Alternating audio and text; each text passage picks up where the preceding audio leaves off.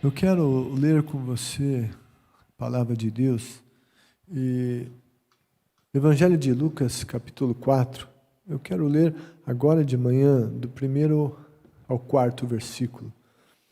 Nós vamos falar, sim, sobre os propósitos do Pai Celestial. Nós vamos usar essa passagem, a tentação de Jesus no deserto, e dentro disso, sim, nós queremos abordar os propósitos do Pai Celestial.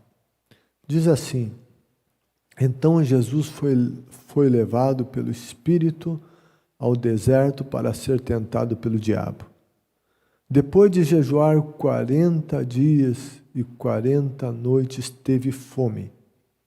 O tentador aproximou-se dele e disse: se és o Filho de Deus, manda que estas pedras se transformem em pães. Jesus respondeu: está escrito, nem só de pão viverá o homem, mas de toda a palavra que procede da boca de Deus. Falando aqui sobre os propósitos do Pai Celestial, e eu quero afirmar que Deus tem propósitos com você. Deus tem propósitos comigo. Deus tem propósitos conosco como pessoas únicas, como indivíduos. Deus tem propósitos com famílias.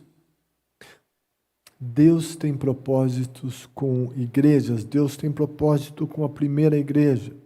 Hoje é terceiro domingo, é domingo de missões, e eu também quero pensar um pouco sobre os propósitos com a igreja, mas enfim, de maneira geral.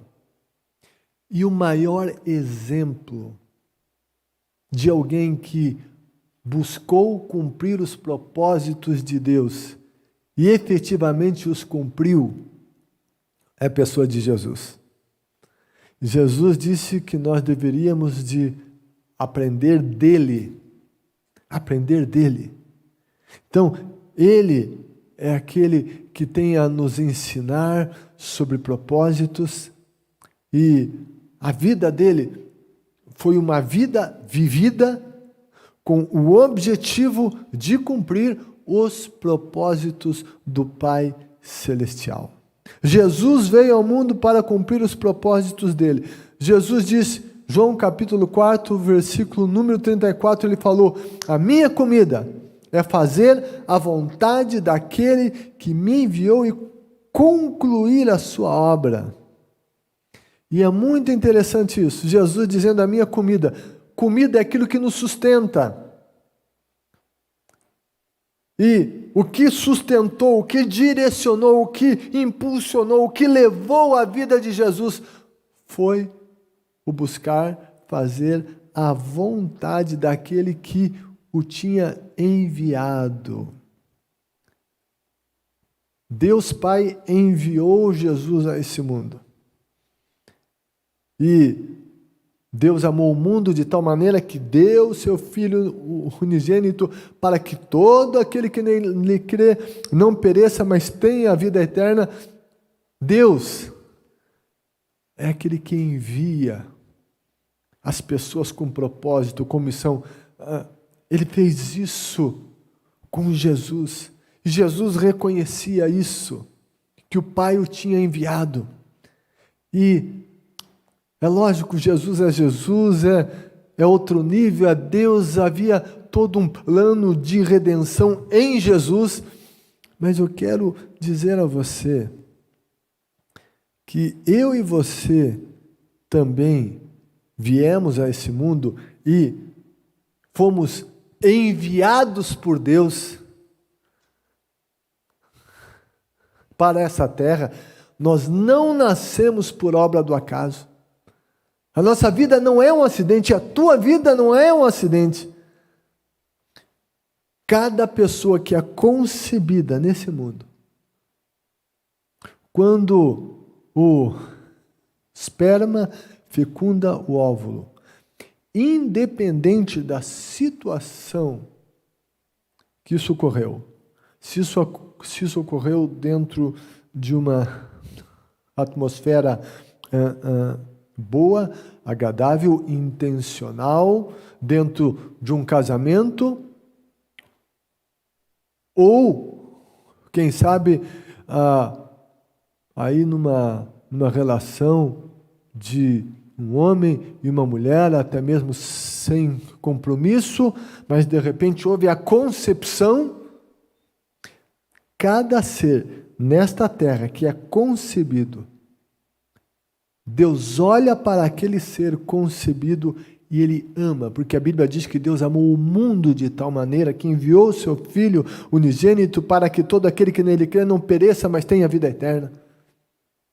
Mesmo que essa concepção, repito, não veio em um momento, em uma relação de marido e mulher, debaixo de uma cobertura de princípios de Deus, mesmo que não foi assim, mas todo o ser que é concebido nesse mundo é amado por Deus, e quando Deus vê esse ser concebido, ele tem um propósito, e todo ser então passa a ser um enviado de Deus para essa terra, e Deus tem um propósito nele, um propósito com ela.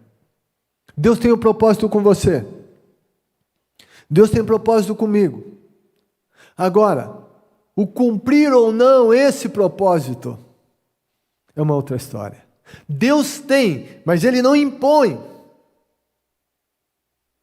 Deus tem, Ele diz que tem, mas Ele não vai forçar, Ele não vai obrigar quem quer que seja a cumprir o propósito dEle.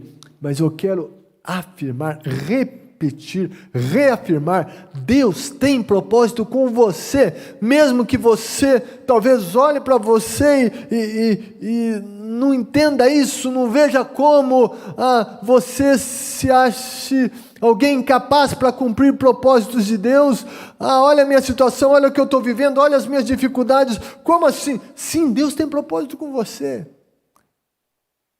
E você também veio a esse mundo por um propósito de Deus. Você foi concebido, e em sua concepção Deus te amou, e Deus colocou propósitos na sua vida. Jesus, ele também diz em João 6, versículo 38, ele diz: pois desci dos céus. Desci dos céus. Nós não descemos do céu, nós fomos concebidos aqui na terra, mas o Deus do céu olhou para nós. Mas Jesus está falando aqui: eu desci dos céus, não para fazer a minha vontade, mas para fazer a vontade daquele que me enviou. Gente, isso é lindo.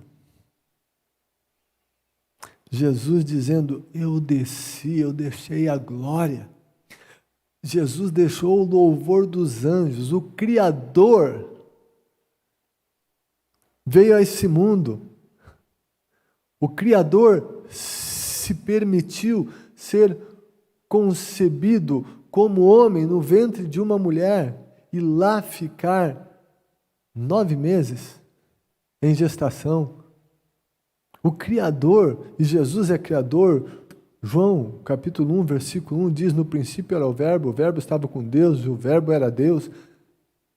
E diz que por Ele todas as coisas foram feitas, e sem Ele nada do que foi feito se fez. O Verbo, ou a palavra, no princípio era a palavra estava com Deus, a palavra era Deus, e essa é uma referência a Jesus. Sim, Ele criou, Ele é Criador, e agora esse Criador vem a esse mundo, Ele desce dos céus, Ele diz: pois desci dos céus. Ele se submete a tudo isso, sabe por quê? Para cumprir. Ele disse: não para fazer a minha vontade, mas para fazer a vontade daquele que me enviou, para cumprir o propósito de Deus. Jesus, não é que ele não tivesse uma vontade dele, as suas vontades, mas ele estava dizendo que ele submetia tudo à vontade do Pai Celestial. Jesus não vivia para si mesmo, mas ele vivia para o Pai. Ele não tinha como objetivo outras coisas a não ser cumprir o propósito que Deus tinha para a sua vida. E Jesus, ele, mesmo diante de situações adversas, mesmo em momentos em que ele, como homem, a vontade dele, como homem, o levava para uma direção, mas ele sabia que tinha o propósito de Deus, e então ele tinha que escolher, e ele sempre escolheu a vontade de Deus. Mateus 26, versículo número 39, diz: meu Pai, se for possível, afasta de mim esse cálice. Contudo, não seja como eu quero, mas sim como tu queres. Isso se deu momentos antes da crucificação. Jesus lá no jardim de Getsemane, sabendo o que iria acontecer com ele, sabendo do sofrimento que o aguardava, diante disso ele diz: meu Pai, se for possível, afasta de mim esse cálice. O que Jesus estava dizendo? Se tiver uma outra maneira de salvar a humanidade, se tiver um outro jeito de salvar o Silas, de salvar você, usa esse outro jeito. Todavia, não seja feita a minha vontade, mas a tua. Jesus estava falando aqui também de propósito. Ele se submetia a todo o propósito de Deus. Ele dizia: a tua vontade, não a minha. Tua vontade. Filipenses capítulo 2, segunda parte do versículo 8 e versículo 9, o apóstolo Paulo fala sobre Jesus dizendo: humilhou-se a si mesmo e foi obediente até a morte e morte de cruz. Por isso Deus o exaltou à mais alta posição e lhe deu o nome que está acima de todo nome. Jesus foi obediente, humilhou-se a si mesmo. Ou seja, quando Jesus estava aqui, ele renunciou aos seus propósitos, aquilo que ele queria. Ele olhou para o que Deus queria. Ele humilhou-se a si mesmo. Ele foi obediente até a morte de cruz. Sim, Jesus é o maior exemplo de cumprimento de propósitos divinos. E não que os propósitos divinos sejam fáceis, não, eles são desafiadores. Sobre Jesus, então, que desafio! Deixar a glória, o louvor dos anjos, vir a esse mundo. Sofrer o que sofreu na cruz. Tanta humilhação, tanta dor.